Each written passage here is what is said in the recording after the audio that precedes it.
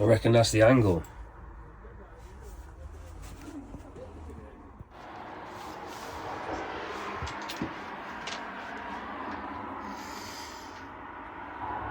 Just got to get through there now.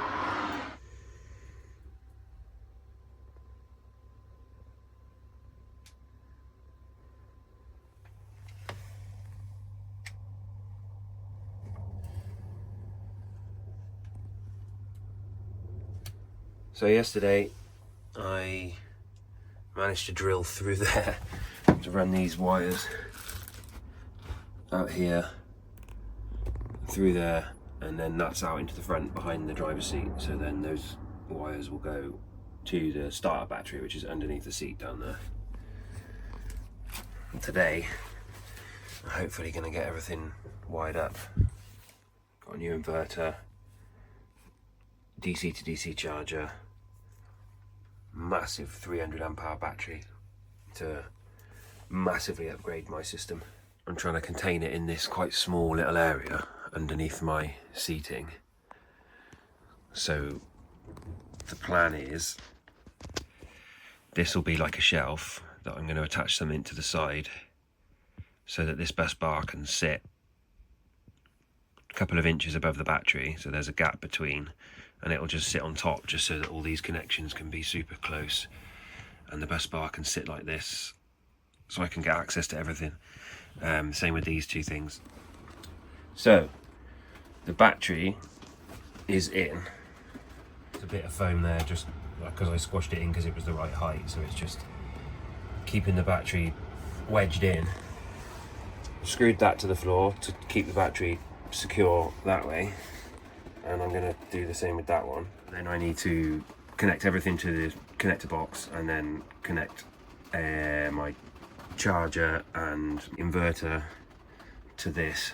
So I want to utilize this bit of space properly. I've also got heater ducting coming through here, and I'm going to have two more exit points. So one coming out here and one going out there into the toilet. So now, similar to how I've mounted the connector box on top of here, floating above the battery, I'm going to do the same here. So I'm now going to like screw it in to this so that I can then use this piece on top of there, which will box off the heating and create a shelf for me to put the charger and the inverter. So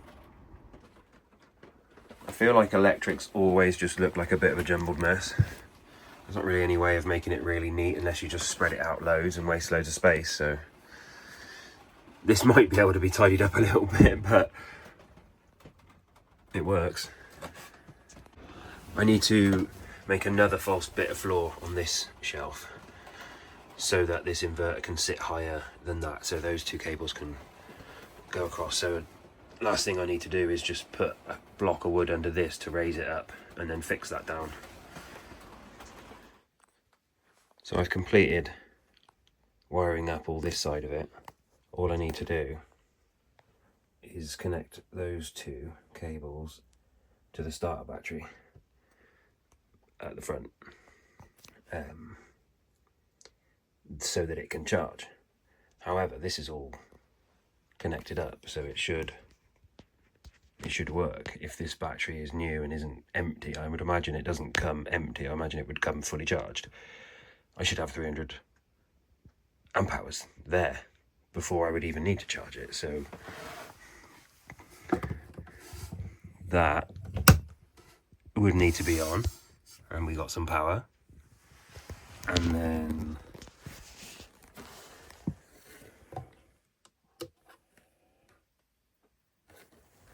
the inverter's on. Sweet. Well, that's working then. Right, so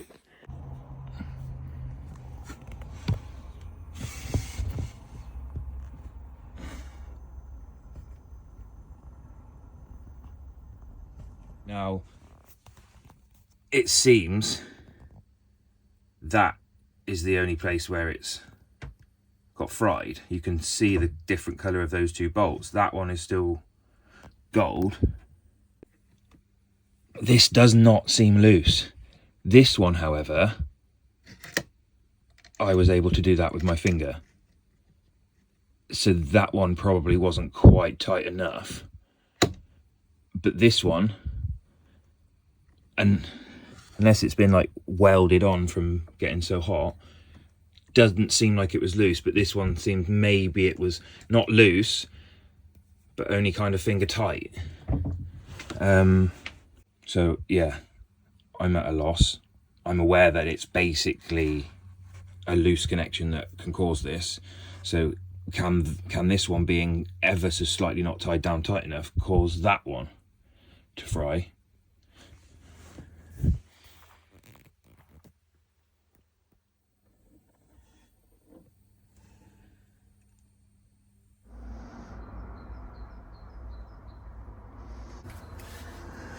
Should have used this, but I wasn't sure because I read something that said not to use that, and now since contacting Renogy, they've told me to use thread lock. I obviously didn't tighten these down tight enough. The cable which got fried is the positive cable from the inverter to the combiner box, because it went through a fuse and it wasn't done up properly. So we try again now.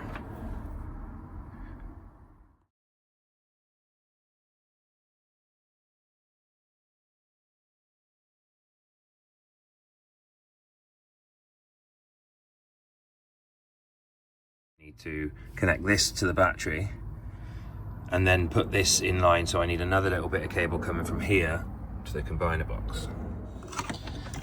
Oh, so if that's gonna attach to the negative there and maybe sit against the wall there, I need another bit of black cable to come from here where my thumb is and go straight across and into that hole there.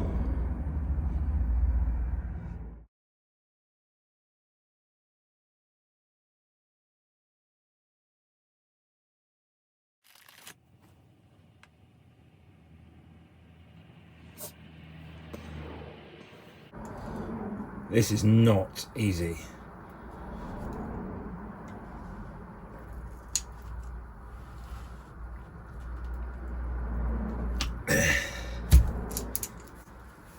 Get some elbow grease on that bad boy.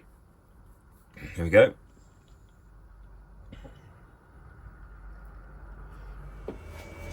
Alright, so that's all back together. New fuse block, new cable. And we are currently charging the Blue Yeti, and it's all working fine.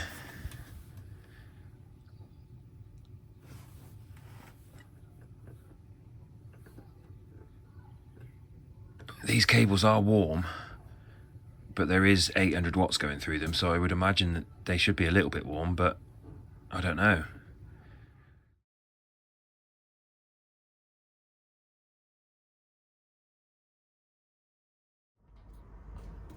Renogy were actually really good in the end, and they basically, before I'd even given them the readings they were asking me for to test the inverter,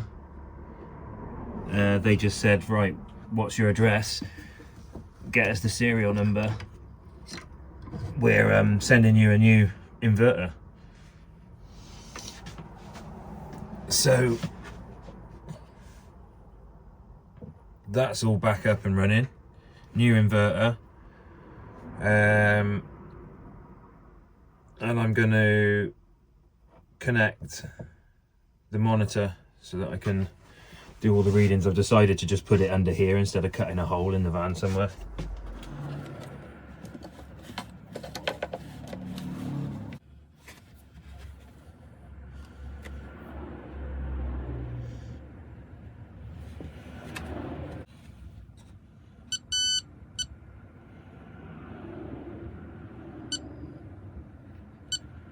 Right, that took me a minute. This thing just kept flashing. I couldn't really work out how to get it to actually input my data and calibrate. So I watched a YouTube video or two and found one that helped. So I had to hold that for 3 seconds.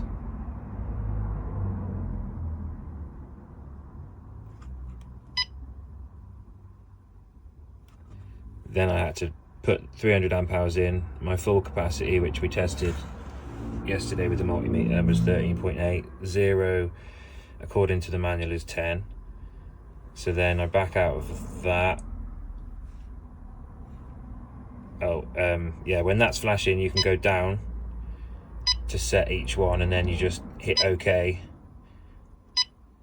to go between which ones ever you want to change, and then hit the back arrow to go back out of that to then change the next one.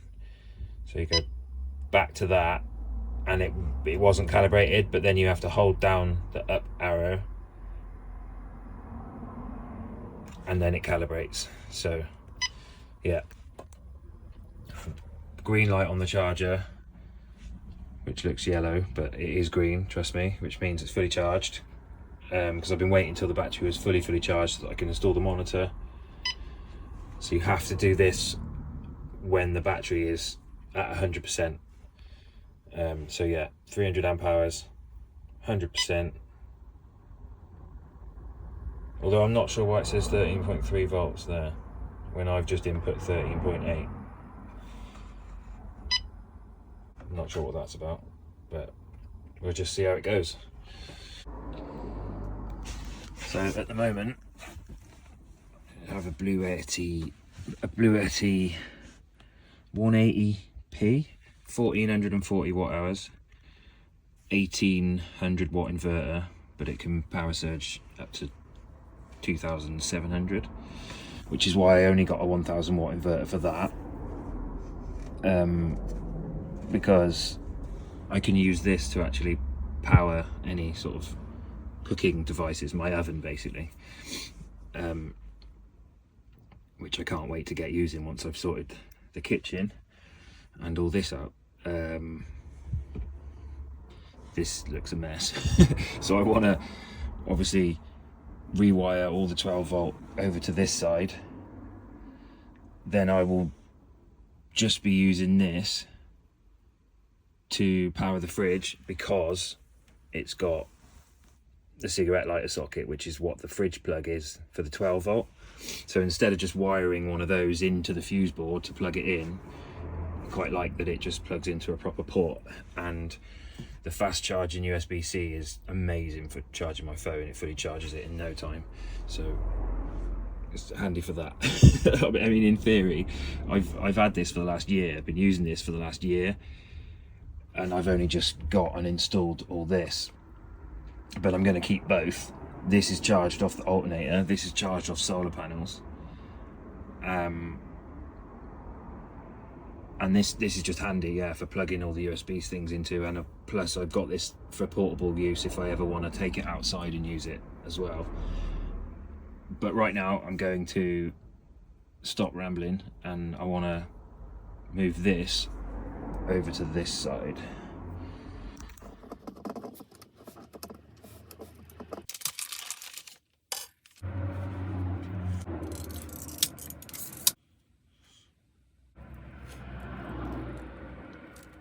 Don't know why these are red and blue instead of red and black. It's really annoying, but pretty obvious that red is red and the other one's the other one.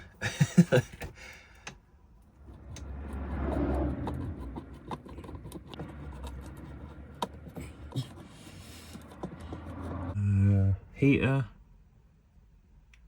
bedroom lights, other lights, fan. Yeah, I think that's everything. And then fridge plugs in elsewhere. Smart. So I just need to connect this to this.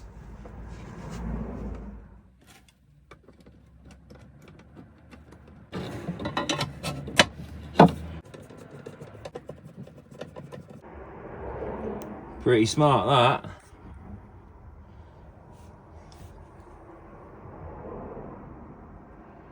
And so Now, all my 12 volt stuff, as those two lights came on, because they were already switched on when I turned it off earlier. Everything else is connected to the 12 volt now.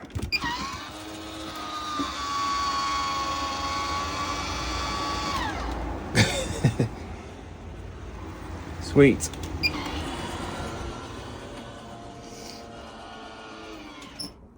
So now the only thing that I'll be connecting to this Blue Yeti, which I'm going to carry inside and charge back up to 100%. Just because I'm outside of my studio, so I'm going to carry it inside and charge it up. Now that I've disconnected it, I have the option to do that rather than immediately taking a big chunk of that to charge that. Because this time of year there's not a lot of solar, so this isn't really getting charged by the solar. In the summer that'll just be fully charged by solar and I'll never need to charge it. But in the winter I need to basically use this to gather energy from driving around and then charge that up as well. But I'm pleased with all that, really pleased. Now everything is always connected to this. Now everything 12 volts always connected to this, apart from the fridge. So I'm fully aware that this must just look pretty mental to anybody who hasn't done this before. And a month ago I hadn't done this before. So anybody can learn to do this. I'll try and give you a quick rundown. I know it's going to be hard because of the way it's all laid in here, but basically you've got your black and red wires coming out from the corner there from the starter battery. The black wire goes straight into the combiner box. The red wire goes to the charger. The charger then has a black and a red from the other side going straight into the combiner box. The battery is underneath. The black cable goes into this shunt here and then out the other end of the shunt here into the combiner box.